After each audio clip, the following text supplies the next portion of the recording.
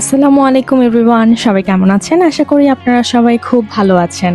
আজকে একটা নতুন ভিডিও নিয়ে চলে আসলাম। আপনারা অলরেডি জানেন যে আমরা লাঙ্কাউইতে চলে এসেছি এবং এর আগের ভিডিওতে আমি শেয়ার করেছি যে লাঙ্কাউইতে আমরা পেন্তাই চেনাং বিচে গেলাম এবং আমাদের এই যে এই হোটেল নিয়ে তো অনেক কথাই বললাম।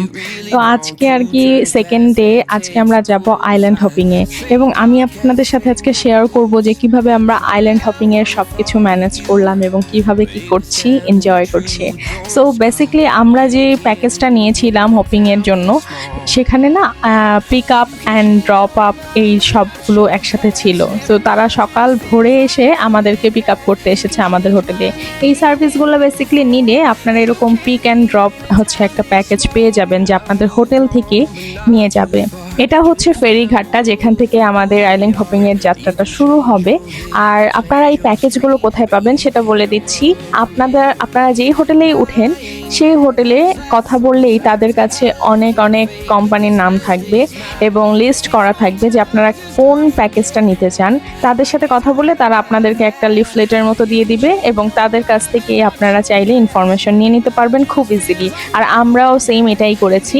তো তাদের মাধ্যমে আর কি আমরা খুব ইজিলি আমরা এই হপিংটা থেকে শুরু করব সেটা পেয়ে গিয়েছি।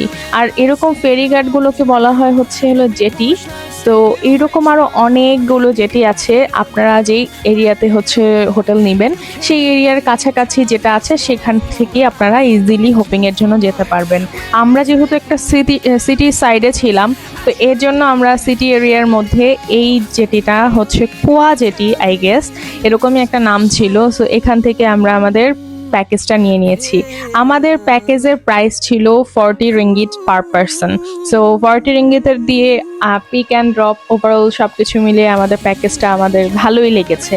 আর তাছাড়াও এখানে তারা কি কি প্যাকেজ সেল করছে সেটাও ডিটেলস দেওয়া আছে। কোন কোন টাইমে তারা স্টার্ট করে এবং এন্ড করে সেটাও দেওয়া আছে। আপনারা চাইলে এটা দেখে নিতে পারেন। কারণ আমার কাছে মনে হয় যে এই প্যাকেজের এটা যদি আপনারা দেখেন লাঙ্কাউইতে এসে আইল্যান্ড হপিং করতে খুবই হেল্পফুল হবে। তাছাড়াও আইল্যান্ড হপিংয়ের আর কি বেসিকলি 3টা থেকে 4টা দ্বীপই ঘোরানো হয়। আজকে আমরা যেটা যাচ্ছি 3টা দ্বীপেরটাই যাচ্ছি। সো দেখা যাক কেমন এক্সপিরিয়েন্স হয়। আর এটা হচ্ছে যে ভাইয়াটা আছেন, উনি আমাদেরকে একদম ডিটেলস বলে দিচ্ছেন যে আপনারা একসাথে যাবেন, আপনারা ওখানে গিয়ে একসাথে থাকবেন এবং আপনারা বেশি দূরে কোথাও যাবেন না। আপনারা ট্রাই করবেন টিমমেটরা সব একসাথে থাকার জন্য এবং অবভিয়াসলি আপনারা টাইম মতো চলে আসবেন। কারণ এখানে আইল্যান্ড হপিংয়ে গেলে আপনাদেরকে একটা স্পেসিফিক টাইম দেয়, সেই টাইমের মধ্যে সেই এরিয়াটা ঘুরে আবার বোটে চলে আসতে হয়। সো যদি টাইম মতো না আসে তখন আর কি টাইম কিন্তু অনেক লস হয়ে যায়। একজন যদি অন্য দূরে কোথাও চলে যায় তখন আর কি অনেক বেশি প্যারা হবে। সো আমরা এখন যাচ্ছি আমাদের স্পিড বোর্ডের ওখানে। আই হোপ আমাদের এই জার্নিটা খুবই ভালো হবে অ্যান্ড আমিও খুব এক্সাইটেড। লাইফের ফার্স্ট টাইম আইল্যান্ড হপিংয়ে যাচ্ছি। এর পরবর্তীতে আবার অন্য থাইল্যান্ডে গিয়েও আমরা আইল্যান্ড হপিং করব। তবে এটা হচ্ছে আমার লাইফের ফার্স্ট, যেহেতু আমি আগেই মালয়েশিয়ায় এসেছি এবং আমরা সবাই রেডি অ্যান্ড আমাদের স্টার্ট জার্নি মানে শুরু হয়ে গেছে। তো খুবই এক্সাইটেড লাগছিল এবং ওয়েদারটা আসলে খুবই এনজয় করার মতো। এত সুন্দর ঠান্ডা বাতাস, জাস্ট অ্যামেজিং। তারপর আমরা সবাই মিলে, এখানে কিন্তু সব ফরেনাররা ছিল অ্যান্ড কিছু ইন্ডিয়ান ছিল। আমরা সবাই মিলে তাও অনেক ভালো গল্প করছিলাম এবং সবাই মিলে অনেক সুন্দর গান গাচ্ছিলাম। অ্যান্ড আমি বেসিক্যালি এই ড্রাইভারের পিছনেই বসেছি। সো আমার কাছে মনে হচ্ছিল যে এই সাইডে বসাটা একটু ভুল হয়েছে, কারণ ড্রাইভারের জন্য আমার ভিউ অনেকখানি ব্লক হয়ে গেছিলো। এই তো আমরা আমাদের ফার্স্ট আইল্যান্ডে চলে এসেছি এবং এখান থেকে নেমে তারপরে আমাদেরকে 1 ঘন্টা টাইম দিয়েছে যে আমরা 1 ঘন্টা এখানে এনজয় করতে পারবো, টাইম স্পেন্ড করতে পারবো, পিকচার্স তুলতে পারবো। এখানে বেসিক্যালি এই যে ফেরিঘাটটা মানে ওরা কিভাবে জানি এটা দিয়ে রেখেছে, আর এখান দিয়ে হাঁটতে অনেক কষ্ট, পা ব্যথা হয়ে যাচ্ছিল আমার। আর আমাদের এই দ্বীপটার নাম পোলাও বেরাস বাসা। আসলে ওদের ল্যাঙ্গুয়েজটা আসলে ওভাবে প্রোনাউন্স করতে একটু প্রবলেম হয়, বাট ওভারঅল এই দ্বীপটা খুবই ছোট ছিল তবে খুবই সুন্দর ছিল। পানি অনেক সুন্দর ছিল, যেহেতু আমার ফার্স্ট টাইম তাই আর কি যা দেখছিলাম তাই খুব ভালো লাগছিল। আসলে এটাই হওয়ার কথা। ইভেন এখানে আমি কিছু সুন্দর সুন্দর ছবি তুলেছি। আজকে আমি একটা সুন্দর গাউন পরেছি, ফ্লোরাল গাউন। অ্যান্ড এই তো এখানে কিছু স্টল ছিল লাইক পানি কেনার জন্য, ওরা এখানে কিছু স্টল আছে। তাছাড়া ওই সাইডে কিছু কটেজ টাইপের আছে, ওগুলো বেসিক্যালি দেখতে খুবই সুন্দর লাগছিল, বাট ওইটা হচ্ছে ওয়াশরুম। আসলে এইরকম জায়গায় অনেকেই দেখবেন ছবি তুলে, বাট কেউ এটা বলবে না যে এগুলা কি, এত সুন্দর কালারফুল করে ওয়াশরুমগুলো কালার করে রেখেছে।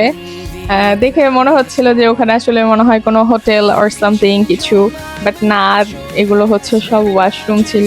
তাই আর আমি ওই সাইডে অত বেশি একটা যাইনি, এই এতটুকু পর্যন্তই ঘুরে দেখিয়ে দিলাম আপনাদেরকে। ওভারঅল আমাদের কাছে এই আইল্যান্ডটা ছোট হলেও খুব ভালো লেগেছে, এবং ওয়েদারটা খুবই গরম ছিল, বাট স্টিল তারপরেও ভালো লেগেছে।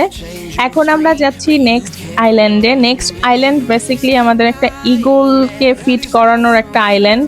সেখানে আমরা গিয়ে অলরেডি ইগলকে ফিট করেছি, সেটা আমি আসলে ভুলে গিয়েছিলাম ক্যাপচার করতে। এখন আমরা যাচ্ছি হলো প্রেগন্যান্ট আইল্যান্ড। এই আইল্যান্ডটাকে প্রেগন্যান্ট বলে কারণ দূরের থেকে দেখতে একটু প্রেগন্যান্টদের মতো লাগে। আর আমাদেরকে এখানে নামিয়ে দেওয়া হয়েছে এবং আমাদেরকে বললো আপনারা 1 ঘন্টা টাইম দেওয়া হয়েছে, আপনারা 1 ঘন্টার মতো ঘুরে আবার এই জায়গায় চলে আসবেন। এখানে আমাদের বোটের নাম্বার আছে, সবাইকে বললো যে বোটের নাম্বারটা মনে রাখার জন্য। আর এই যে এখানে যে দেখা যাচ্ছে পেট উঁচু হয়ে আছে, এটার জন্যই বেসিক্যালি এটাকে বলা হয় প্রেগন্যান্ট আইল্যান্ড। এবং এখানে আমরা এখন ঢুকবো টিকিট কাউন্টার থেকে টিকিট নিয়ে। এখানে টিকিটের প্রাইস হচ্ছে 20 রিঙ্গিত। আমরা অলরেডি 2টা টিকিট কেটে নিয়েছি। 20 রিঙ্গিত করে আমাদের দুইজনের 40 রিঙ্গিত লেগেছে। এবং এখানে প্রেগন্যান্ট আইল্যান্ডের ভিতরে ঢুকতে এখানে এই টিকিটটা ম্যান্ডেটরি, আপনাদের নিজেদেরই কিনতে হবে। তারা যারা প্যাকেজ যাদের কাছ থেকে নিয়েছে তারা জাস্ট আপনাদেরকে নামিয়ে যাবে। এই যে এখানে বিভিন্ন ধরনের অ্যাক্টিভিটিস আছে, আপনারা যারা যারা সুইমিং করতে চান, কায়াকিং করতে চান, আরও কি কি র্যান্ডম ছিল। আমরা যেহেতু এত প্রিপারেশন নিয়ে আসিনি, তাই আর কি আমরা কোনো অ্যাক্টিভিটিস করিনি, আমরা জাস্ট ঘুরে ঘুরে দেখেছি। এখানে অনেক ফরেনাররা দেখলাম সুইমিং করছে, কায়াকিং করছে, অ্যান্ড আদার্স অনেক কিছুই আছে সেগুলো করছে। আর বেসিক্যালি এটা একটা হিলের মতো, আমাদেরকে হিল বেয়ে অনেকক্ষণ উঠতে হয়েছে, অ্যান্ড তারপরে আমরা এই ভিউটা পেয়েছি। এটা হচ্ছে আমরা ওখানে লেখা দেখলাম যে দ্য ক্লিনেস্ট রিভার, এরকম সামথিং একটা কিছু। বাট আসলেই এই জায়গাটা অনেক সুন্দর। আমি জানি না আপনাদেরকে আমি কতটুকু বোঝাতে পারছি, বাট সত্যি কথা বলতে এই জায়গাটা অনেক সুন্দর। এখানেও সুন্দর সুন্দর কিছু ছবি আমি ক্যাপচার করেছি। আর একটুখানি দূরে আসতেই না এখানে দেখলাম যে এই প্রেগন্যান্ট আইল্যান্ডের নামকরণটা যে করা হয়েছে এটা হচ্ছে সেটার ইতিহাস। তাই ভাবলাম যে এটা আপনাদের সাথেও একটু ক্যাপচার করি। লেখাগুলো আসলে উঠে উঠে গিয়েছে, আর যেহেতু ওদের থাই ভাষায়, তাই আমি অত বেশি পড়তেও পারছিলাম না। তবে এখানে যে মহিলাটার ছবি দেওয়া আছে সেটা দেখে আমি বুঝতে পেরেছি যে আসলেই এটা প্রেগন্যান্ট উইমেনের কেন নাম দেওয়া হয়েছে। অবভিয়াসলি এটার কোনো হিস্টোরি আছে। তো একটুখানি দূরে এসেই এই ভিউটাও দেখছিলাম। এইখানে যে সোজা রাস্তাটা দেখা যাচ্ছিল, অনেকে না এই রাস্তাটা বেয়ে যাচ্ছিল, ইভেন আমরাও অনেক দূর পর্যন্ত গিয়েছি, কিন্তু পরে আমরা ব্যাক করে চলে আসছি কারণ ওখানে আসলে নাকি দেখার কিছুই নেই। তারপরে আর কি আমাদের ট্রিপটা শেষ হয়ে গেল। এই তো আমরা আমাদের ওইখান থেকে শেষ করে এসে এটা একদম জেটিতে চলে আসলাম, জেটিতে লাস্ট ডে। এইখানে না একটা মজার ব্যাপার হচ্ছে আমাদেরকে ছবিও দিয়েছিল, অ্যান্ড ওইটাও দেখে আমাদের খুব ভালো লেগেছে। সো এই ছিল আজকের ওভারঅল জার্নি। আমাদের কেমন খরচ হলো এবং লাংকাউইতে কেমন ভিউ, সেটা সবই আমি আপনাদেরকে দেখালাম। এখন আমাদেরকে হোটেলে ড্রপ করে দিবে ওনারাই। তো সবাই ভালো থাকেন, সুস্থ থাকেন, এবং অবশ্যই আমার আগে যে ভিডিওগুলো আছে লাংকাউই এবং মালয়েশিয়ার, সেগুলো অবশ্যই দেখে আসবেন। সবাই ভালো থাকবেন। আল্লাহ হাফেজ।